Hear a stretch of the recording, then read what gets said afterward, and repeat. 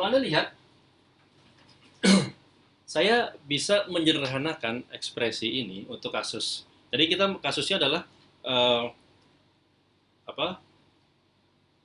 Rotasi bumi, ya kan? Lalu salah satu titik pada permukaan bumi yang berotasi itu dia menjadi kerangka acuan non inersial. Dan kita mengukur atau mendeskripsikan suatu partikel yang berjarak r aksen dari kerangka acuan non inersial tersebut. Sekarang kita asumsikan atau kita bayangkan massa atau partikel tersebut katakanlah uh, apa fenomenanya adalah jatuh bebas, free fall. Jadi partikel tersebut uh, dilepaskan dari suatu ketinggian tertentu dan dia tidak punya kecepatan awal jatuhkan dengan pengaruh gravitasi. Kita tahu ada gravitasi di sini, ya. Gravitasi tentunya arahnya sama dengan ya sama dengan vektor vektor uh, vektor normal pada permukaan bola, ya. Kita bisa mengambil vektor normalnya ini paralel dengan E3 aksen. Nah, efek seandainya O aksen ini kerangka yang diam atau kerangka inersial, maka kita sudah tahu ceritanya. Free fall ini sesuatu yang mudah untuk dideskripsikan dengan hukum Newton. Tapi sekarang kita tambah satu ingredient, tambah satu efek bahwa O aksen ini dia tidak fix, dia tidak diam, tapi dia berotasi terhadap suatu kerangka acuan yang fixed. Maka akan ada efek tambahan pada peristiwa free fall tersebut. Itu yang akan kita pelajari. Nah, kembali ke tadi, saya bisa menyederhanakan ekspresi ini. Fa ini tadi saya ulangi adalah gaya gravitasi, ya, yang dialami oleh si massa. Oke.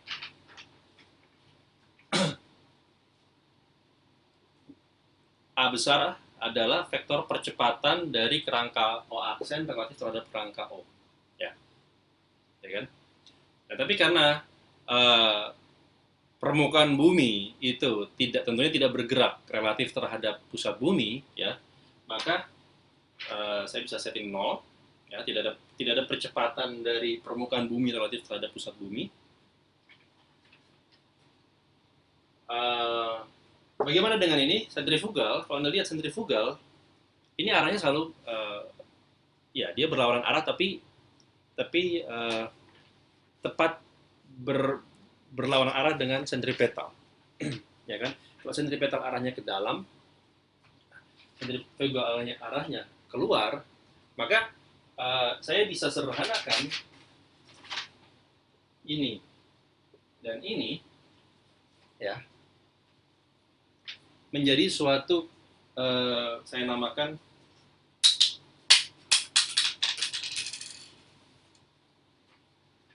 saya bisa mendeskripsikan di sini namanya adalah A0 aksen. A0 aksen saya ambil dari sini. Ini adalah Fa per M. Ini 0 dikurang omega cross R aksen. Jadi, apa itu A0 aksen? A0 aksen ini adalah apa yang kita namakan sebagai apparent gravitational acceleration atau effective gravitational acceleration, ya. Jadi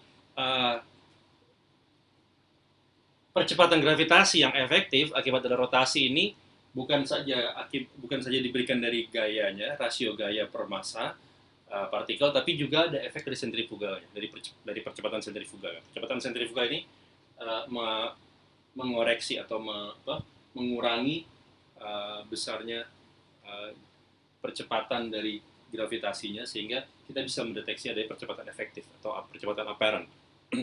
Oke. Nah, jika A0 inilah yang kita identifikasi atau yang kita ukur sebagai G, jadi if we let anode aksen ini sebagai minus G, saya ambil minus karena arahnya ke bawah. Saya ambil arahnya adalah ke aksen. Ya, ke aksen ini tentunya bisa saya ambil berhimpit dengan E3 aksen, tapi untuk sementara saya tuliskan seperti ini dulu. Ke aksen adalah arah vektor gravitasi.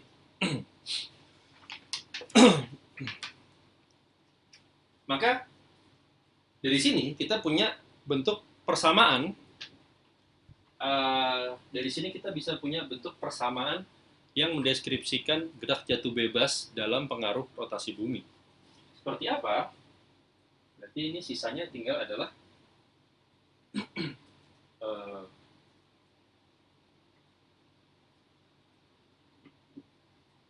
kalau Anda lihat, kalau saya definisikan ini sebagai ini dan ini, ya kan? Maka di sini M anode aksen itu berarti adalah M dV aksen dt plus efek dari Coriolis. 2 omega cross V aksen. Ya kan?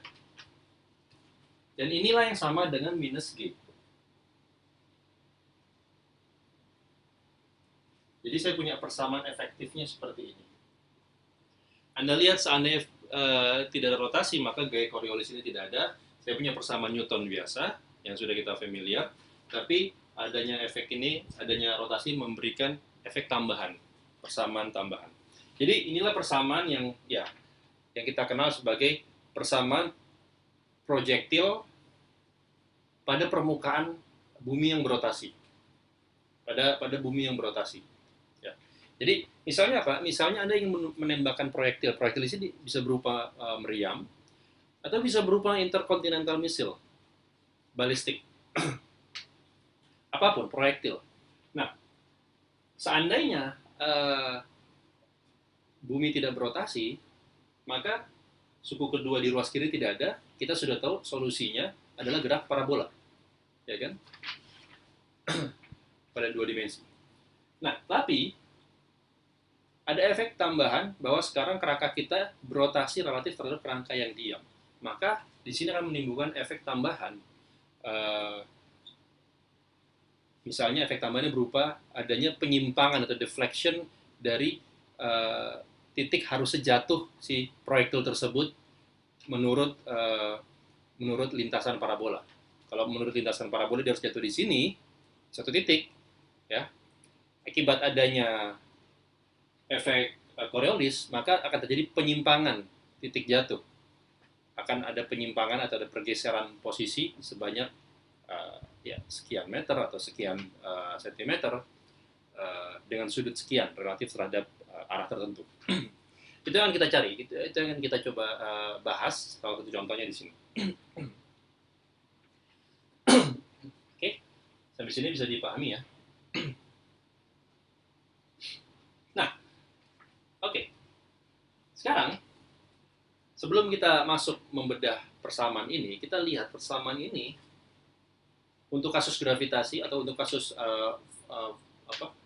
falling object di sekitar permukaan bumi, maka G-nya ini bisa kita anggap konstan secara efektif ya.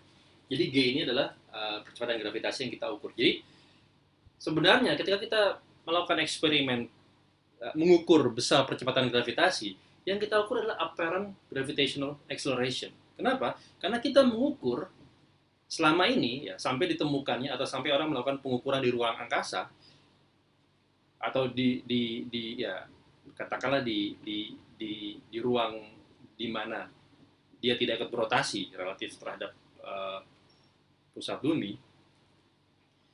Selama ini pengukuran di permukaan bumi selalu secara tanpa tidak kita sadari selalu memasukkan efek rotasi, ya kan? Apa yang diukur oleh Galileo 9,8 meter per second kuadrat itu tentunya memasukkan tanpa disadari memasukkan efek rotasi bumi. Jadi G di sini sebenarnya adalah yang kita ukur itu adalah sebenarnya apparent gravitational acceleration. Artinya itu nilai 9,8 itu sebenarnya sudah memasukkan efek adanya sentrifugal dan lain sebagainya. Oke. Nah, Ruas kiri, di sini ada, Anda lihat ada derivatif terhadap V, atau kalau kita ingin menyatakan dalam R, maka ini adalah PDB order 2, ya, derivatif order 2 terhadap R, aksen. Di sini ada turunan terhadap R aksen. Ya. Dan ada cross product di sini, ya, ada omega cross V. Nah, omeganya sendiri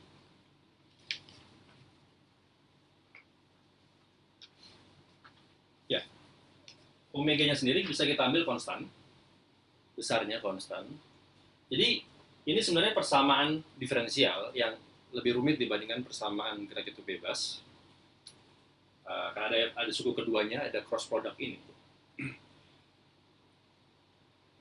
Untuk omega yang lebih rumit, bisa jadi ini menjadi nonlinear. Ya.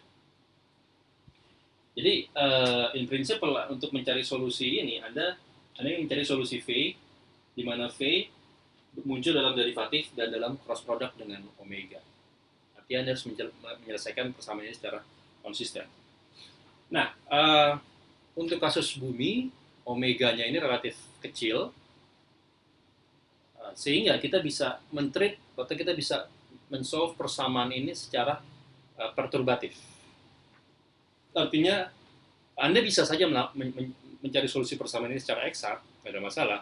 Tapi saya akan membahas bahwa kita bisa men-treat dia secara perturbatif. Kenapa? Karena omeganya ini relatif kecil. Rotasi bumi ini relatif kecil.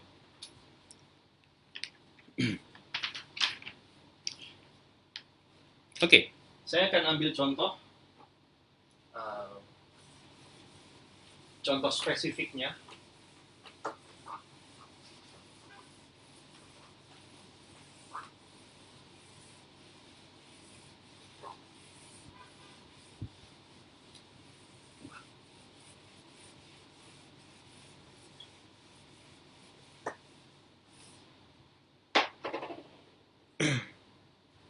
Saya akan gambarkan lagi permukaan buminya.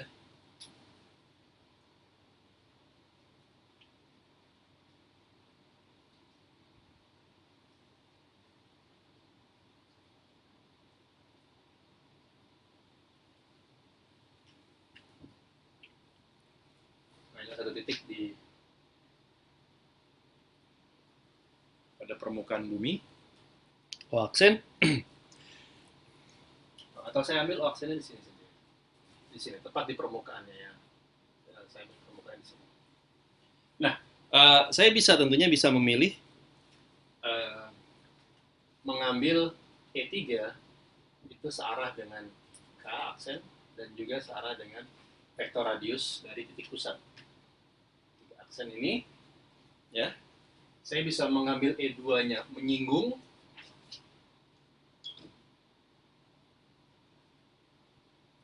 aksen menyinggung, maka Anda bisa bayangkan E1-nya ini menembus keluar. Ya.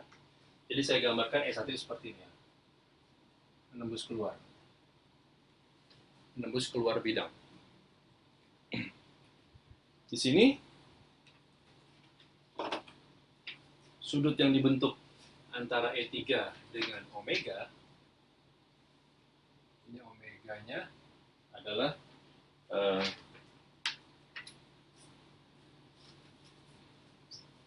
di alfa ya, sudut alfa seperti ini.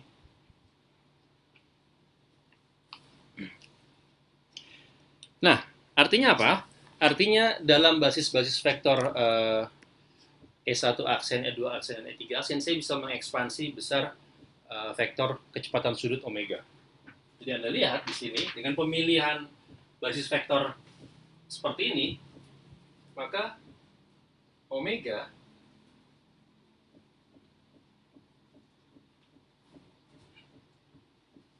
ini berarti dia punya komponen arah E3 aksen dan punya komponen arah E2 aksen. Sedangkan omega ini tentunya tegak lurus dengan E1 aksen. Ya. Jadi E1-nya dia 0 komponennya. Komponen kedua, komponen arah E2-nya Anda lihat ini adalah sinus theta, sinus alfa ya. Skalar omega dikalikan sinus alfa skalar omega dikalikan kosinus alfa. Oke? Nah, ini omeganya. Sekarang kita coba menghitung Coriolis efeknya ya, efek Coriolisnya.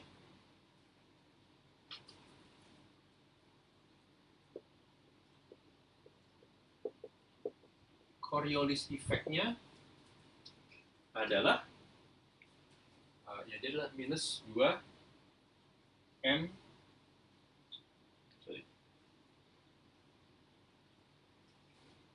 plus ya.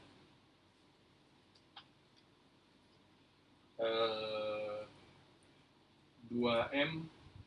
Oh, jadi apa yang kita namakan sebagai gaya Coriolis atau efek Coriolis itu biasanya didefinisikan sebagai minus 2M omega cross VAC. Jadi kalau Anda lihat di penurunan yang di video sebelumnya ada minusnya, ya, minus ini yang kita definisikan sebagai dimasukkan ke dalam definisi gaya Coriolis. Ya nggak apa-apa, kita masukkan aja. Berarti sekarang kalau saya nyatakan secara eksplisit, ini adalah minus 2M. Omeganya saya pakai komponen ini, ya kan? Cuma ada komponen E2 dan E3 aksen saja. Omega sinus alfa E2 aksen plus omega cos alfa E3 aksen. E1 aksennya adalah 0.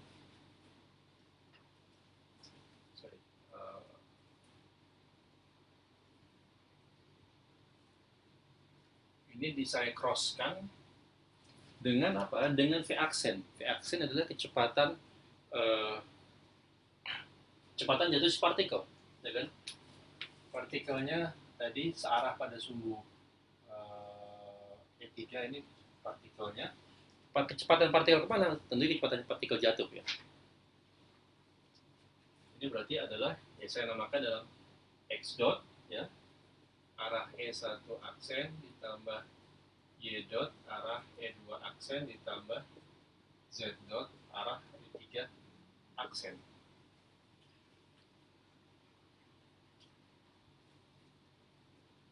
Ini kalau saya tulis di sini.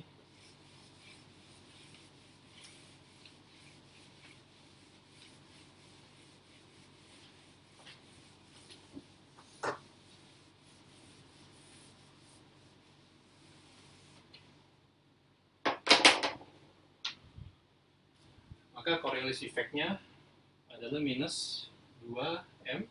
Omega bisa saya keluarkan. Lihat cross produknya E2 cross E1 adalah minus E3, E2 cross E2 adalah 0, E2 cross E3 adalah E1, E3 cross E1 adalah E2, E3 cross E2 adalah minus E1, E3 cross E3 adalah 0. Jadi langsung saja saya tulis di sini 2M omega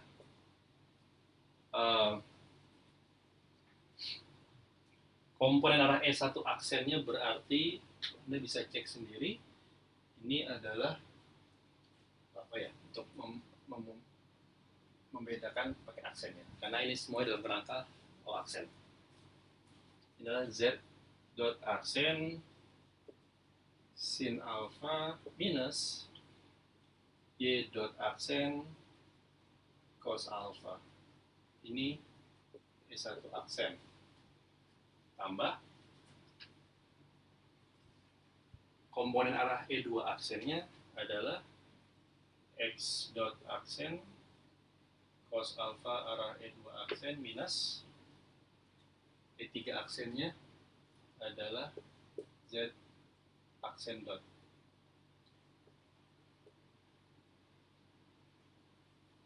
Ya, Anda bisa mengecek sendiri hasilnya. Jadi ini gaya Coriolis ya. Gaya Coriolis ini akan kita masukkan ke sini minusnya. Nah, seperti yang saya katakan, saya akan men-treat ini sebagai sistem, atau saya akan men-treatnya secara perturbatif, jadi tidak eksak.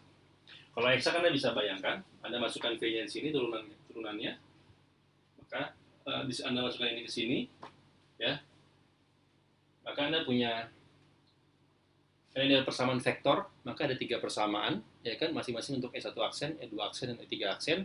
Persamaan node 2 terkopel, mungkin non linear atau linear, perlu saya cek. Tapi yang penting yang poinnya adalah terkopel. Terkopel artinya saya punya 3 persamaan, masing-masing 3 persamaan itu masing-masingnya mengandung X aksen, Y aksen, dan Z aksen, dan Anda harus mencari solusi bagi ketiganya secara simultan dan secara konsisten. Tentunya akan rumit ya, dan ya mungkin bisa diselesaikan secara numerik kalau kita mau eksak. Tapi di sini saya akan mengambil pendekatan perturbatif. Jadi seperti apa perturbatif itu? Perturbatif itu kita treat Coriolis ini secara perturbatif, kita sebagai suatu gangguan. Kenapa? Karena omega ini bisa kita asumsikan kecil. Oke. Jadi omega ini kecil. Omega ini, besar omega ini cukup kecil, gitu ya. Terhadap satu nilai. Oke, lebih kecil dari 1.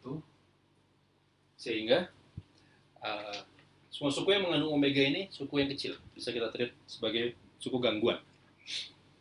Nah, bagaimana step-stepnya? Pertama, kalau seandainya kita abaikan efek Coriolis,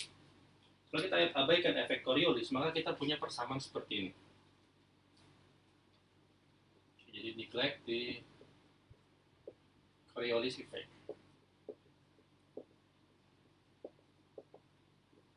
Apa yang Anda punya? Anda punya persamaan seperti ini. M dv aksen dt ini sama dengan minus ya, mg arah E3 aksen. Ya kan, ini saja. Ini persamaan, ini hukum Newton. Newton biasa. Anda bisa cari solusinya. Ruas kanan hanyalah fungsi dengan arah vektor E3 saja, E3 aksen. Maka terhadap komponen yang komponen vektor E1 dan E2, ruas kanannya 0. Ya kan? Ini kan bisa ditulis seperti ini ya. Secara eksplisit ini bisa ditulis M D kuadrat X aksen atau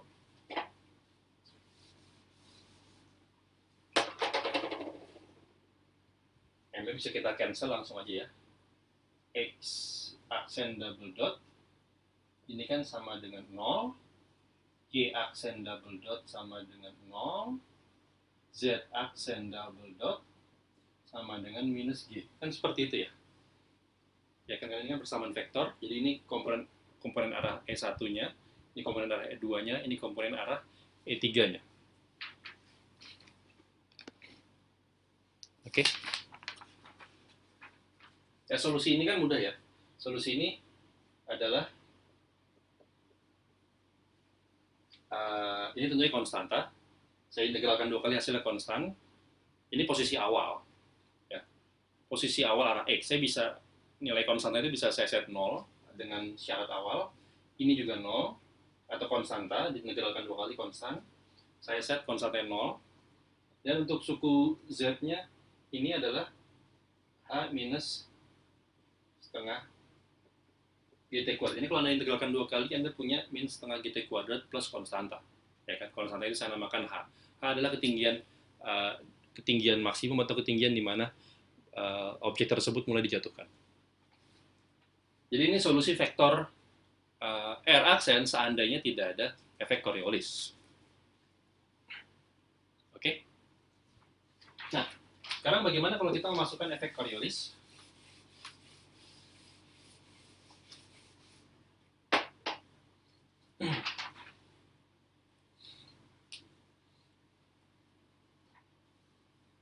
Oke, nah ini adalah R aksen, maka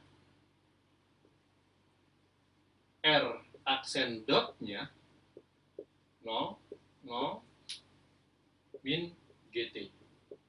Ya kan? Ini kecepatan vektor kecepatannya. Ya. Nah, ini kita treat sebagai orde ke 0 dari perturbasi. Jadi jika tidak ada perturbasi, Artinya jika tidak ada gangguan, solusinya ini atau ini, ya sama saja ya. Jadi ini saya ambil sebagai orde ke nol, gangguan orde ke nol. Dengan kata lain tidak ada gangguan. Nah, gangguan baru muncul di orde ke satu, di orde pertama. Jadi seandainya sekarang dengan ada gangguan, maka persamaan saya menjadi M-nya saya hapus saja, karena M-nya tidak berpengaruh. Jadi R double aksen, R aksen double dot plus 2 omega cross R aksen dot ini sama dengan minus G, ya kan?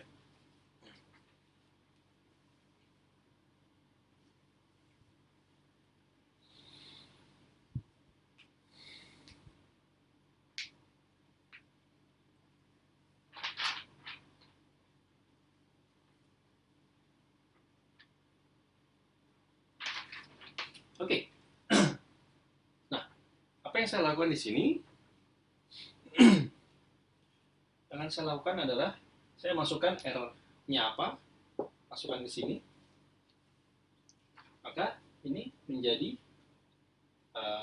X aksen double dot E1 aksen ya, Y aksen double dot E2 aksen plus Z aksen double dot E3 aksen, ya kan, suku pertamanya.